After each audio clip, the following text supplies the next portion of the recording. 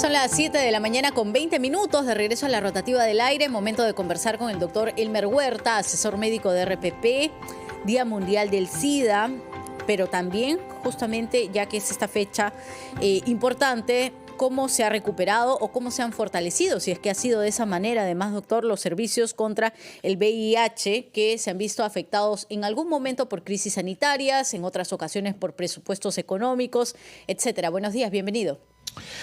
Buenos días, Joana, Carlos, buenos días también a todos nuestros oyentes. Buen comienzo de mes para todos nuestros oyentes. Empezamos ya el mes de diciembre, el último año de este 2025. Efectivamente, como lo has dicho, Joana, el 1 de diciembre se recuerda, se conmemora a nivel mundial el Día Internacional del VIH-Sida, en un intento de llamar la atención de todos, de la comunidad en general, de los decisores, de todos en realidad, acerca de que reflexionemos sobre este Día Mundial del SIDA. Mira, fue en 1981 la fecha en que se publicó el primer estudio en la que se comunicaba de una enfermedad rara que había aparecido en Estados Unidos, en la ciudad de Nueva York y en San Francisco. Fue un reporte muy pequeño, fue un 7 de junio de 1981 en el que salió esa publicación en la que se reportaban de casos raros de una severa enfermedad infecciosa pulmonar en gente joven. Eso es lo que llamó la atención, y hablaban de casos en los cuales muchachos jóvenes habían sucumbido por infecciones pulmonares que normalmente en esa época, en 1981, solamente se veían en ancianitos muy, muy deprimidos, en las fases finales del cáncer, en las fases finales de enfermedades crónicas. Allí los pulmones de estos ancianitos se infectaban con un hongo que se llama neumocistis. Y eso es lo que se comunicó en esa oportunidad en junio de 1981. De allí para adelante empezó toda una etapa oscura en la historia de esta enfermedad, debido a que esos primeros casos se reportaban en varones, jóvenes, homosexuales. La prensa amarillista bautizó a esta enfermedad como la peste rosa y se quedó con ese sello, la peste rosa. Y por años, desde el 81, 82, 83, 84, quizás los más jóvenes de nuestros oyentes en este momento no lo recuerdan, quizás no nacieron todavía, pero los que recordamos esa época terrible, era una época de discriminación. Sí. A las escuelas no dejaban entrar a los hijos de personas que tenían HIV-Sida. Era una discriminación enorme. Los políticos aprovechaban de eso para establecer sus políticas de discriminación contra grupos sociales. Fue terrible. Los 80s. Sí. Recién el 85 se descubrió. Mira, recién el 85, 4 años después de que se comunicaran los primeros casos, se descubrió que era por un virus. No se sabía. Luego, recién en los 90s, apareció la manera de poder detectar este virus, por ejemplo, en las transfusiones de sangre, en las pruebas a las personas, y de allí para adelante empezó ya el tratamiento de la persona infectada. Porque muy temprano también se descubrió en esos fines de los 80s y 90s de que esta enfermedad VIH-SIDA es eso, son dos.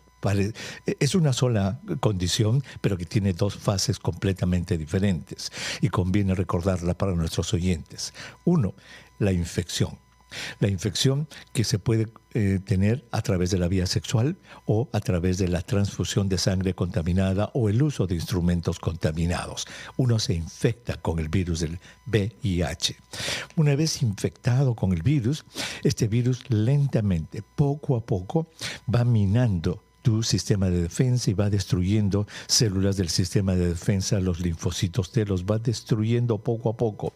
En un promedio de más o menos 10 años en los que la persona no tiene síntomas, no muestra ningún signo de que esté infectado y en la que puede haber contagiado a decenas de otras personas dependiendo de su vida sexual, recién a los 10 años empieza a tener una enfermedad severa, una enfermedad grave, una enfermedad en la que baja mucho de peso, aparecen las infecciones, aparecen complicaciones muy graves y fallece invariablemente porque no hay cura. Entonces son dos etapas: infección por el VIH y el SIDA propiamente dicho, que se presenta en un promedio de 10 años. Entonces, en los años 90 se empezaron, Carlos, Joana, los primeros tratamientos, los famosos antirretrovirales.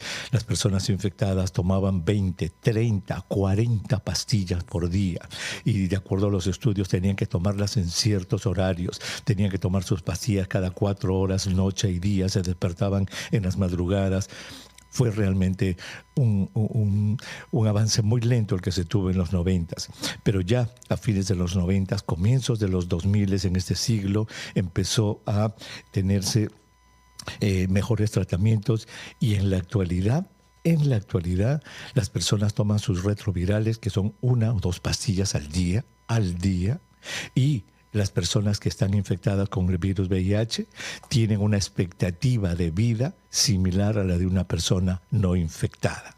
Es decir, en estos más de 40 años que han pasado desde su primera comunicación, el VIH-Sida se ha convertido en una enfermedad crónica, siempre y cuando, y aquí va el mensaje a nuestros oyentes, siempre y cuando la gente se haga la prueba, si es que él lo determina de esta manera y lo quiere hacer, para encontrar el virus. Porque si está infectado o infectada con el virus, ya no estamos pues en los 80s y 90s, que era prácticamente una condena de muerte. En este momento, empezando temprano, tratamiento gratuito en el Ministerio de Salud con antirretrovirales, esta persona puede tener un futuro similar al de una persona no infectada. Entonces, fíjate, Joana, Carlos, cómo hemos pasado desde el oscurantismo de esos años 80s a esto que tenemos ahora, que médicamente es importante.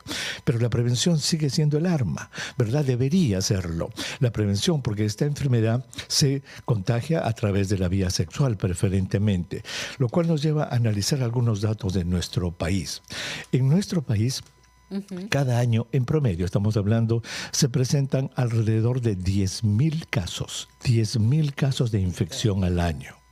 El año que tuvo menos casos fue el año 2020, el primer año de la pandemia, en el que llegamos a 5.600.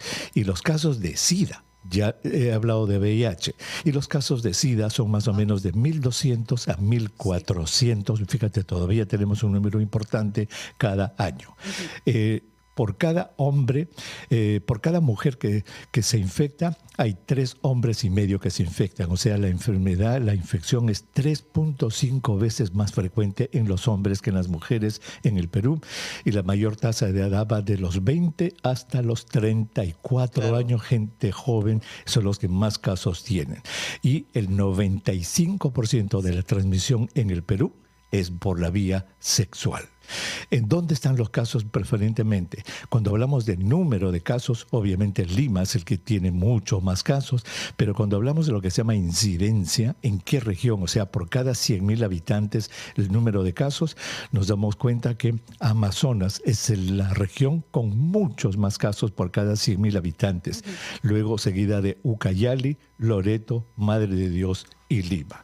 Entonces, en este Día Internacional del SIDA, yo quiero recordarle a nuestros oyentes que esta enfermedad, este tipo de infección, es una enfermedad en este momento, en este 2025, perfectamente controlable cuando se empieza el tratamiento antirretroviral a tiempo, y para eso hay que hacer la prueba, pero hace falta todavía mucho trabajo de prevención, sobre todo en las regiones de nuestra Amazonía. Así es, prevención fundamental, doctor Elmer Huerta. Muchas gracias, como siempre, por su espacio vital y nos reencontramos 5 de la tarde. Hasta la tarde, Carlos, hasta la tarde. Joana, hasta gracias, la tarde doctor. Con todos. Buen día, como siempre. 7:29, vamos con los titulares y al volver tendremos información desde Cañete. Ha habido una requisa en el penal de esa localidad con nuestra periodista Diana Falcón. Regresamos. Espacio Vital.